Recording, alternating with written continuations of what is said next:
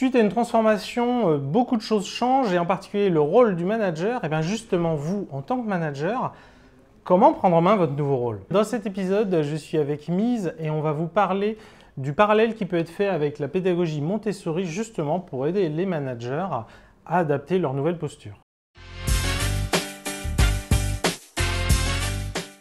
Je suis Jean-Pierre Lambert, coach agile indépendant et j'anime Scrum Life, la chaîne YouTube qui parle d'agilité des équipes IT sans détour, sans tabou et avec humour. Et si c'est le genre de sujet qui vous intéresse, abonnez-vous. Et n'oubliez pas que vous pouvez nous soutenir sur le Tipeee pour nous permettre de faire toujours plus d'épisodes de toujours meilleure qualité avec toujours plus d'invités. Pour parler de ce sujet-là, je suis avec Mise. Mise, est-ce que tu peux te présenter rapidement? Bien sûr. Bonjour à tous, je m'appelle Mise Rabé-Mananjara. Je suis coach agilopathe depuis avril 2018. Agilopathe, c'est un coach qui soigne les maux d'une organisation par ses ressources propres. Vous retrouvez plus d'informations sur mon site. Ouais, il faut devenir une entreprise libérée parce que c'est important. Mais ça veut dire que je vais disparaître? Parce qu'on m'a dit qu'en organisation agile, il n'y avait pas besoin de manager, du coup, qu'est-ce que je vais devenir, moi? Mais non, attends, ils ont dit on devait devenir des servant leaders. Tu sais, il y a plein de posts sur LinkedIn avec toujours les 5 comportements, attitudes à avoir pour être un bon servant leader. Bah ouais, et tout. Bon, j'avoue, en fait, en vrai, c'est un peu concret et abstrait en même temps. Bon, la cible, bien sûr, mais comment je le deviens avec stakeholders? Les stakeholders? Bah ouais, effectivement, les managers sont clés dans nos organisations et surtout lors d'une transformation. Ils doivent changer de posture. Et ça, qu'est-ce que c'est difficile? Alors Mise, peux-tu nous expliquer pourquoi est-ce que c'est si difficile pour un manager de changer de posture? Quelles sont les difficultés rencontrées? Écoute, je pense qu'il y en a au moins deux. Déjà, c'est un changement. Donc de base, c'est difficile. Et deuxième difficulté, je pense que si la personne ne l'a pas décidé, si c'est quelque chose qui est imposé par l'organisation, c'est difficile de se mettre dedans. Et quand c'est imposé par l'organisation, si la personne n'en a pas envie, elle ne sait pas à quoi ça ressemble, du coup elle ne sait pas comment y aller. Autre cas de figure, elle sait à quoi ça ressemble, mais vu qu'on a appris à être manager d'une certaine façon, passer à une autre posture, ça ne s'invente pas comme ça. Il faut l'apprendre aussi. Comment faire ça sans avoir toujours quelqu'un sur son dos en train de lui dire oui, non, ça c'est oui, ça c'est non. Donc c'est pas facile pour un manager de changer de posture, parce qu'en plus, autour, ça ne change pas à la même vitesse.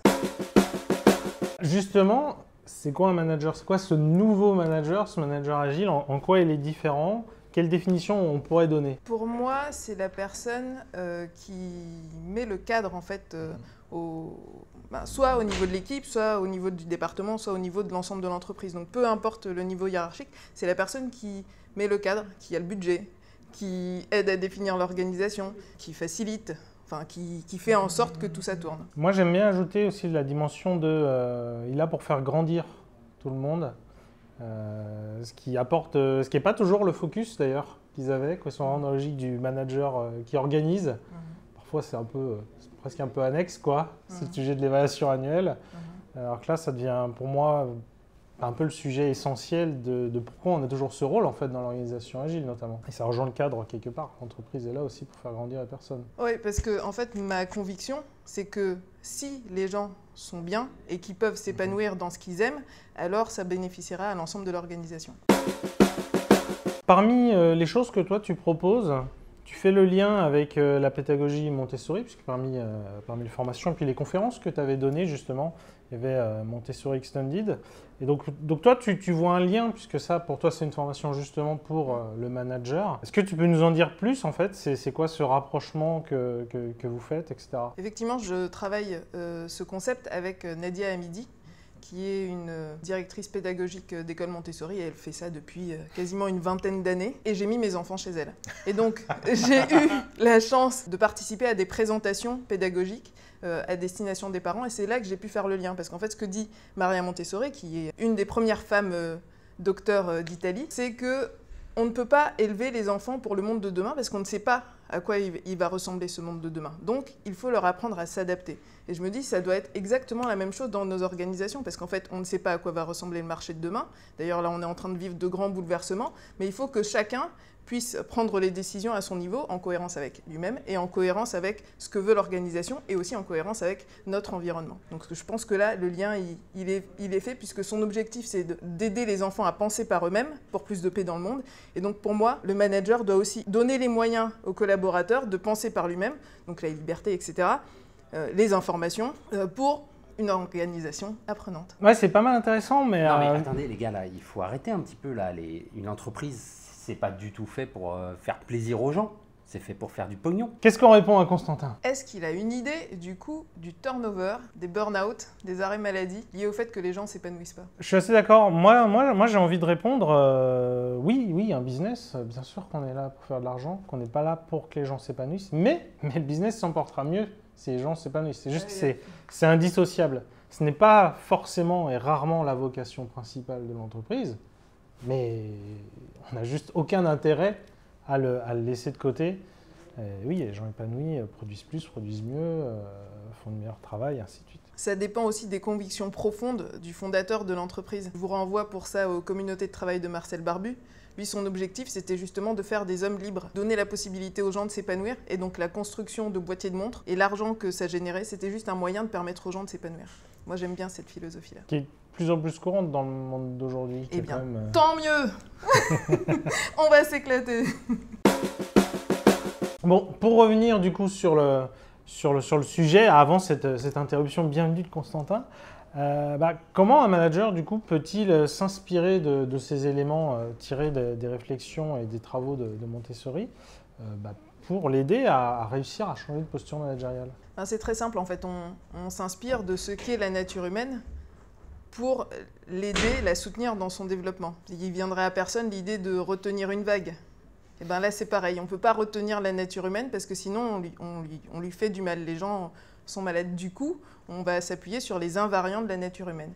Et donc Maria Montessori a identifié, observé qu'il y avait des plans de développement de l'enfance. Donc là, on a essayé de faire la transposition dans l'organisation, qu'il y avait un plan de développement de l'équipe, des tendances humaines dans chaque être humain. Donc ça, quel que soit le lieu où on est né, quelle que soit notre culture, eh bien, on a ces tendances humaines. Alors, comment ne pas les entraver et comment les développer? Donc là, c'est pareil. Ça laisse beaucoup d'opportunités aux managers de trouver des solutions pour créer un cadre qui soit opportun pour cela. Ensuite, si on se concentre sur le fait que l'individu contribue à l'organisation, c'est comment créer en fait cette collaboration au sein des équipes.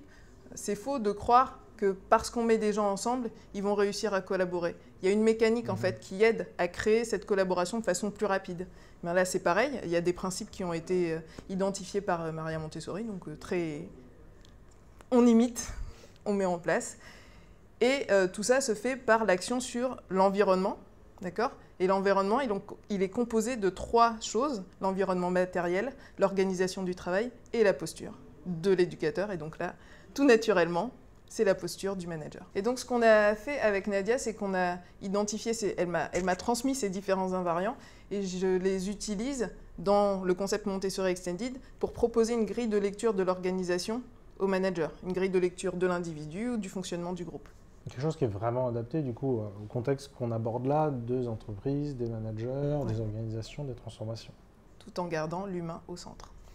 Très important. Et en fait, cette grille de lecture qu'on a conçue, elle permet 2 choses.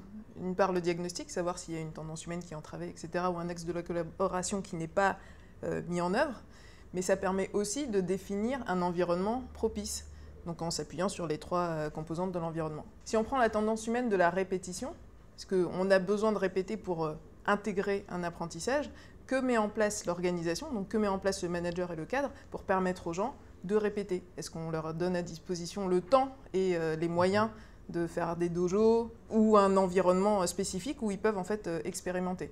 Et ça va aussi être dans la tendance humaine de l'auto-perfection. C'est je veux toujours faire mieux, mais si je n'ai pas la possibilité d'expérimenter et que je me prends des coups de bâton à chaque fois que ça ne fonctionne pas, je ne vais plus faire de l'auto-perfection et donc je ne vais plus innover.